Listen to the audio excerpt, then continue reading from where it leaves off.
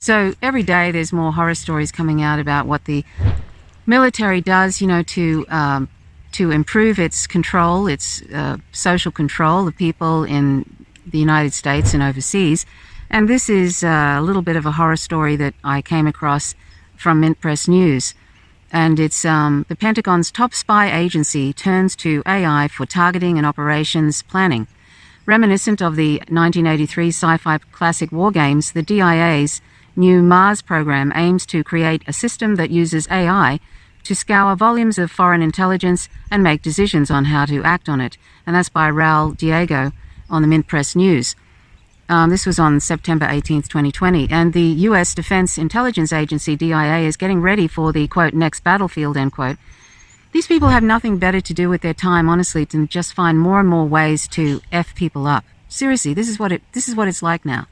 I don't think these people skip a moment, trying to find ways to meddle in other countries and in the civil liberties of people in their own country.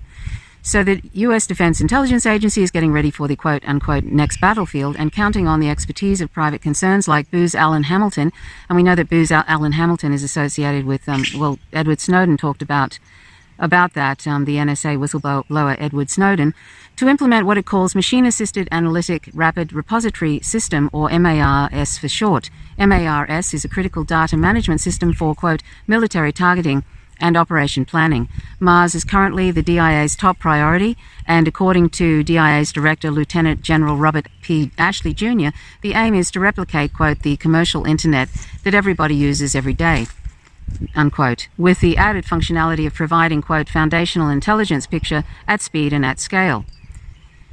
So this is like they're finding more and more economically efficient and time-efficient ways of really basically controlling and surveilling people, basically, and then making decisions through artificial intelligence on what to do in a military sense. This is from what I gathered from this article.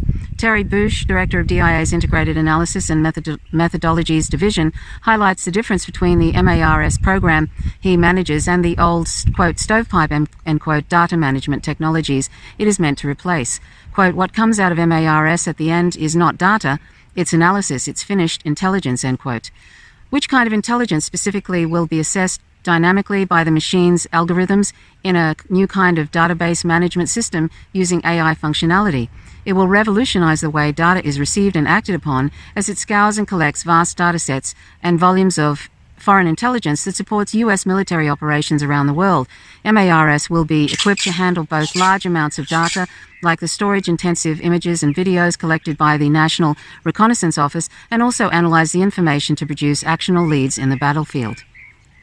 It is nothing less than the 1983 sci-fi classic War Games come to life, a machine that decides when to go to war based on the information it is fed. In the movie, a military drill of a surprise nuclear attack on the United States accidentally goes live after a hacker, played by Matthew Broderick, quote-unquote unwittingly, puts the world on the brink of nuclear war.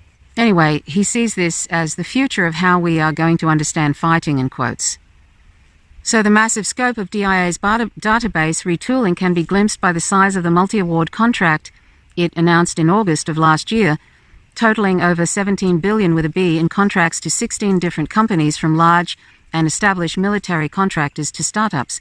The largest, quote, individual task orders, end quote, went to companies like Booz Allen Hamilton, the long-term private military intelligence gathering operation that once employed Edward Snowden, and the far less known but far more significant Harold Thomas Martin III, who pled guilty in 2019 of stealing classified material pertaining to NSA, quote, source code to break into computer systems of adversaries like Russia, China, Iran, and North Korea, end quote. So basically it's a big score too for, the weapons industry, the BAE systems and the like. At the end of this article, which I'll put a link to in the information section, it says, War Games ends like you'd expect a Hollywood movie to end, with all the built-up suspense and danger is revolved by the hero before the credits start rolling. In the film, the human wins and manages to get WOPR, the artificial intelligence machine, to relinquish control of the nuclear trigger and avert a nuclear conflagration. The acronym chosen for its real-life manifestation, named after the Roman god of war,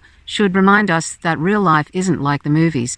This is often the case, I find, where people always think that a plucky band of young very attractive people are going to always end up saving the world. I think people expect, just like in Hollywood movies, that somehow somebody is going to save us from this climate crisis, or somebody's going to save us from whatever happens. It's like that people have actually bought into the plucky band, really.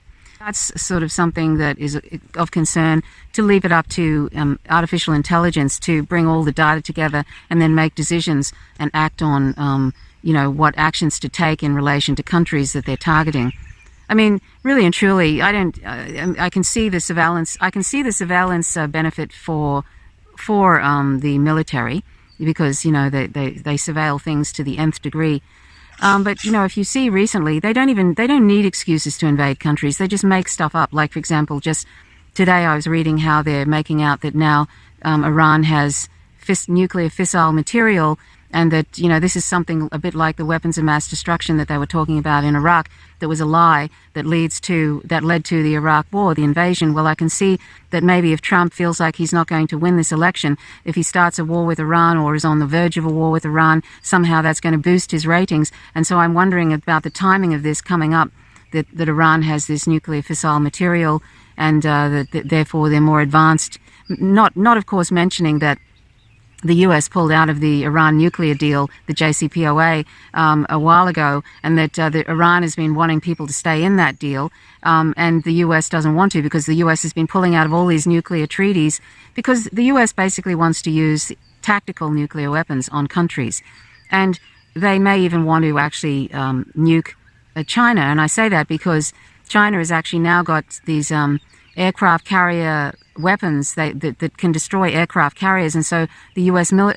Navy has had to pull away from the South China Sea to some degree, and so the only way that the U.S. could attack China, if it decides to do so, is to use nuclear weapons. And so they may want to use these tactical nuclear weapons and basically destroy any sort of military that they have within China, and then go in and basically then sort of attack in the usual way that military attack, not using nuclear weapons because they've already used them, but just going in there. And so that's something that I read also about China and what the US might be thinking about that. And one more thing, you may want to check out Jason Unruh. I don't necessarily agree with all the opinions of Jason Unruh from he's called the Maoist Rebel, and I'll leave a link to a report he did just recently about there's a whistleblower. What is her name? Her last name is Wooten. She has been a whistleblower about one of the ICE concentration camps. It's not really a detention camp. And apparently there are a lot of women who are being, there is hysterectomies are taking place in these detention camps, or concentration camps really is what they are. And so these hysterectomies are absolutely, some women, there's been no consent whatsoever. They're just removing their uterus, basically. So this is like forced sterilization. I mean, if this was happening, I'm sorry, but if this was happening in Australia right now, it would be all over the news. And yet this is sort of barely making a blip anywhere. Forced sterilization of these women from probably Mexico and Latin America, who have been fleeing their country because of U.S. meddling in Latin America and Mexico. So they're fleeing their country, and sometimes through these perilous paths, where they're dying from lack of water, and ICE agents are actually tipping water out that is left by the group No More Deaths, that leaves out water for these migrants who are trying to get to a safe place in the United States.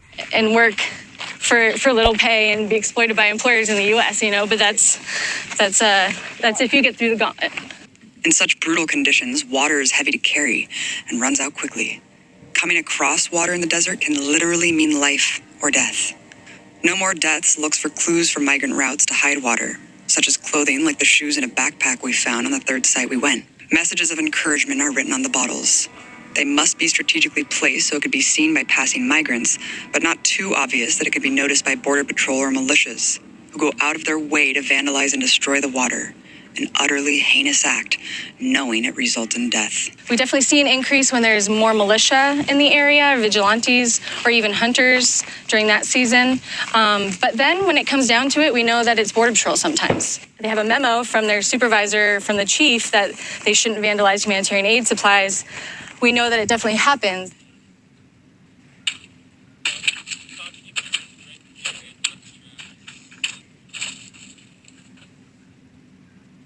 You know, I don't care. I don't care at all. Not Please one don't, bit. please don't touch me. You get a good shot. Pick up this trash somebody left on the trail. It's not yours, is it? All you have to do is tell me, is it yours?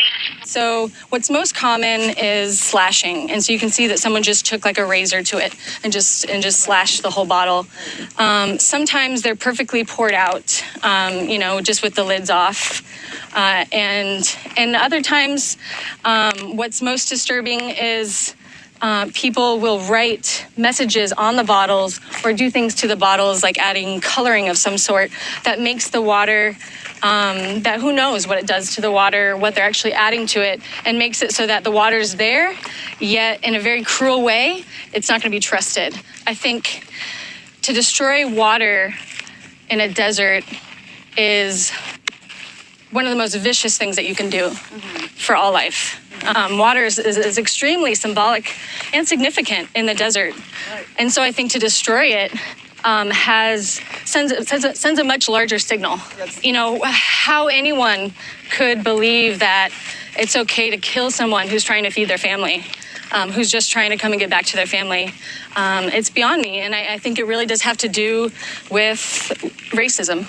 Yeah. People that have been in need of medical attention and have actually been left behind by the people who are leading the pack. Exactly, and that's the people. In terms of the people who die, it usually is because they have been left behind. Yeah. Maybe they tripped and they fell at night, and then they twisted their ankle, and so they can't keep up with the group. Or very commonly, the Border Patrol has a tactic of dusting with helicopters, where they come down upon a group because they know where groups are moving. They can see all of that. And they'll come down and dust them, get really low. And it's this very violent experience where all the rocks and everything is kind of in the air. It's a really loud noise. People are horrified. They scatter. You fall, you run, you get completely lost and completely separated from your group. And that's a way for them to divide the group up and then try to round them up. Or we stop the truck and we look up, and just, you know, on the side of the road was a man that was laying under a tree. And so we jump out of the vehicle and run over to him and are tapping his feet, and he's clearly not dead, and you know, checking his pulse, he's alive, and he's laying there, and we're all around him, and he opens his eyes and he looks up at me, and he says in Spanish, "Are you angels?" And I cry every time I tell the story. And you know, I said, "No, we're here. We're from the church. We're just people that want to help you." And he really had laid down thinking that he was laying down to die that day. These migrants then end up in these detention camps, these ICE detention camps, and then they're forcibly sterilized without consent, a lot of them. And this is happening en masse, so it's an absolutely intentional thing, and a lot of these women are not giving consent. So, you know, this is just outrageous. And apparently there's, he was saying also that there's 1,500 children have gone missing. And he speculated that that could be a sort of you know, like a sex slavery sort of thing, child slavery, sex slavery. They could be actually being used in that way. Who knows? But, you know, like forced sterilizations and children being abducted. I mean, it's outrageous. You know, and I know that the US has conducted forced sterilizations on indigenous people in the past, and now they're doing it to these people who are just trying to flee the devastation in their own country. You know, and here is the US constantly pointing to other countries about their so-called human rights abuses when it's happening in so many different ways within, and also their military, you know, involved in all sorts of human rights abuses in their imperialist wars in 7+ countries. I mean, if you couldn't, you know, you couldn't make this stuff up, how messed up it is and how hypocritical it is. I'll leave a link to both those reports and you can check them out. Thanks for watching. Till next time. I'm Trish Roberts. You're watching Faint Signals from Viga. Bye for now.